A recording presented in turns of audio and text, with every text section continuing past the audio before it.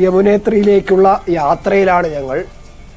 യമുനാ നദി പിറവിയെടുക്കുന്ന സ്ഥലമാണ് യമുനേത്രി എന്നാണ് വിശ്വാസം. എന്നാൽ യമുനേത്രിയിലേക്കുള്ള യാത്രയിൽ ഞങ്ങൾ നീങ്ങുകയാണ്. യമുനേത്രി ദർശനം കഴിഞ്ഞ് തിരിച്ചു വരുന്ന ചില വാഹനങ്ങളും തീർത്ഥാടകരെയും നമുക്ക് ഇതിനകത്ത് കാണാൻ കഴിയും.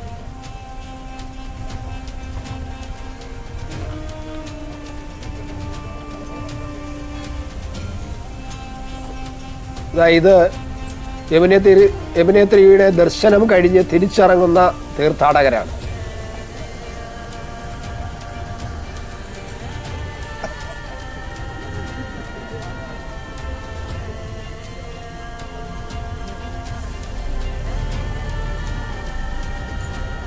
മലനിരകളുടെ ദൃശ്യവും നമുക്കൊന്ന് കാണാം.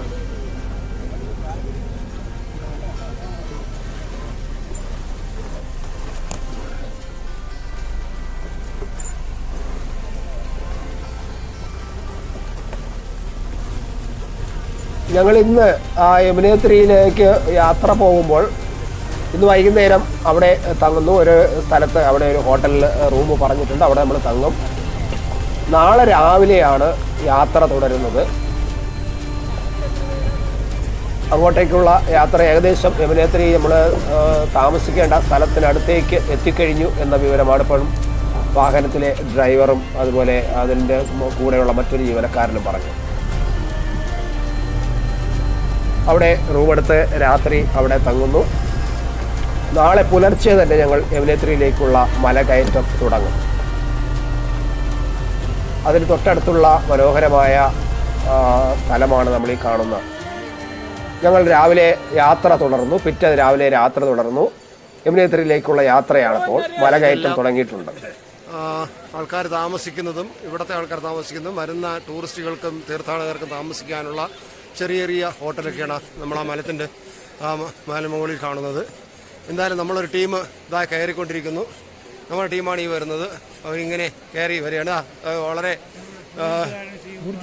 ജയ് മാതാ കീ ജയ്, ജയ് മാതാ ദി ജയ്. ഓക്കെ, ഇത് ആൾക്കാരെ കൊണ്ടുപോകുന്ന ഒരു കുട്ടയാണ്. ഇതിൽ ബാക്കിൽ ഒരാളിനെ ഇരുത്തും. ഒരാളിനെ ബാക്കിലിരുത്തിയിട്ട് അവർ കൊണ്ടുപോകും. അവർ ചോദിക്കുന്ന തുകയാണ്. നമ്മൾ ഒരാളിന് പിന്നെ ശബരിമല പോലെ തന്നെ ട്രോളിയുണ്ട്. ഇത് ബാക്കിലോട്ട് ഒരാളിനിരിക്കാം. പിന്നെ കുതിരകൾ ധാരാളമുണ്ട്. നമ്മൾ നടന്നു വരുന്ന വഴിയിൽ നിരവധി പേരാണ് നമുക്ക് കുതിര തരാം എന്ന് പറഞ്ഞ് സംസാരിക്കാൻ വന്നത്. പക്ഷേ നമ്മൾ നടന്നു കയറാൻ തന്നെയാണ് തീരുമാനിച്ചത്. നമ്മുടെ കൂടെ നല്ല 70 കഴിഞ്ഞ നാരായണൻകുട്ടി സാറും അതുപോലെ വിജയവാര്യർ സാറും ഉണ്ട്. അവരെ കാണുമ്പോഴാണ് ഈ കോട എന്ന് പറയുന്ന ടീമുകൾ ഓടി അടുത്ത് വരുന്നത്. പക്ഷേ അവർ വളരെ സ്ട്രോങ് ആയിട്ട് 60 കഴിഞ്ഞവർ എല്ലാവരും ഒക്കെ ഉണ്ട്.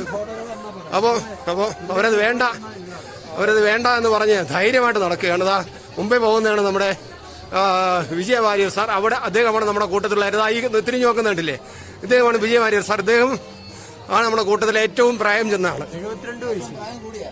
73ലേക്ക് എത്തിക്കൊണ്ടിരിക്കുന്നു. 2 മാസം കൂടെ കഴിയുമ്പോൾ അദ്ദേഹം 70-ലെത്തും. ഇതാ ഇദ്ദേഹം നാരായണൻകുട്ടി സാറ്, ഇദ്ദേഹം 67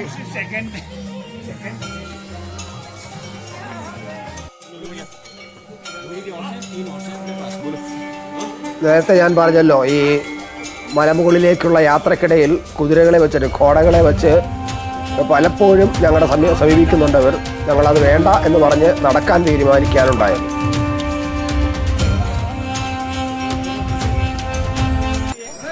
നമ്മൾ പോകുന്ന വഴിയാണ്. ആൾക്കാരിങ്ങനെ കുതിരപ്പുറത്തും കാൽനടയായും ഇങ്ങനെ മല കയറുന്നതാണ്. ഇനി ഏകദേശം 4.5 കിലോമീറ്ററോളം മുകളിലേക്ക് നടന്ന് കയറണം. ഇത് ചെറിയ ചെറിയ ഹട്ടുകൾ, ഇവിടെ താമസിക്കുന്നവരും അല്ലാത്തവർക്കുമായിട്ടുള്ള ചെറിയ ചെറിയ ഹട്ടുകൾ കാണാം. അത് കഴിഞ്ഞ് താമസിക്കാനുള്ള സൗകര്യങ്ങളുണ്ട്. ഇതാണ് മലനിര, യമുനേത്രി മലനിര. ഈ കാണുന്ന ദൂരെ ഞാൻ നേരത്തെ കാണിച്ചതാണ് ആ വെയിൽ വീണ് കിടക്കുന്ന സ്ഥലം. അത് താഴെ പട്ടണത്തിലാണ്. അവിടെ നിന്നാണ് ഞങ്ങൾ ഇങ്ങോട്ട് വരുന്നത്.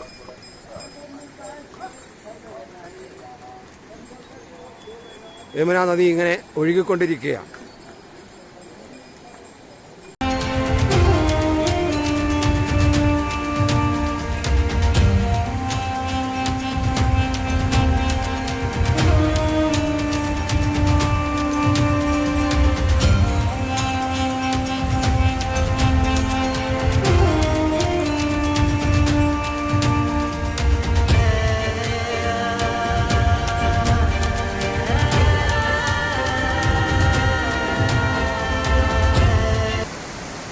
മലന്ന് നോക്കിയാൽ നമുക്ക് കണ്ണെത്താൻ കഴിയില്ല. അമ്പര ചുംബികളെന്ന് പറഞ്ഞ് കേട്ടിട്ടുണ്ടല്ലോ, ആകാശത്ത് ഇങ്ങനെ തൊട്ടു നിൽക്കുന്നവർ. ഇതാണ് അമ്പര ചുംബികൾ. കറക്റ്റ് നമ്മൾ പറയുന്നത് അമ്പര ചുംബികൾ എന്നാണ്. അത്രയ്ക്ക് ആകാശവും ഈ പർവ്വതത്തിൻ്റെ ശിഖരവും തമ്മിൽ വളരെയധികം ചുംബിച്ച് മുന്നോട്ട് പോകുന്ന, അവർ പരസ്പരം സഹകരിച്ച് മുന്നോട്ട് പോകുന്ന അത്ര മനോഹരമായ ഒരു കാഴ്ച അതാണ് നമ്മൾ കാണുന്നത്. ഈ വഴിയിലൂടെ യമുന നദി ഇങ്ങനെ ശിൽക്കാര ശബ്ദത്തിൽ, രൗദ്രഭാവത്തിലല്ല, വളരെ ശാന്തമായ ഭാവത്തിലാണെങ്കിൽ പോലും യമുന നദി ഇങ്ങനെ ഒഴുകിക്കൊണ്ടിരിക്കുന്നതാണ് നമ്മൾ കാണുന്നത്.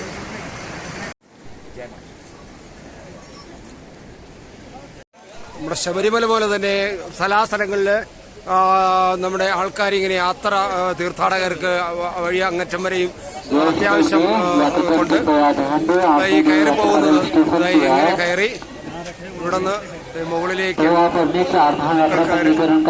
പോകുന്ന കാഴ്ച.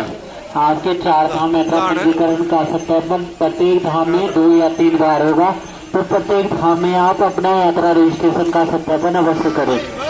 സമുദ്രനിരപ്പിൽ നിന്നും 3293 മീറ്റർ ഉയരത്തിലാണ് ബന്ദർ പുഞ്ച് പർവ്വതം എന്ന് പറയുന്ന അവിടെയാണ് നമ്മുടെ യമുനോത്രി ക്ഷേത്രം സ്ഥിതി ചെയ്യുന്നത്. അങ്ങോട്ടേക്കാണ് ഞങ്ങൾ യാത്ര ചെയ്യുന്നത്. ആ യമുനോത്രിയിൽ നിന്നും ഉത്ഭവിച്ച യമുനകളുടെ കൈവഴികളാണ് നമ്മൾ ഈ കാണുന്നത്.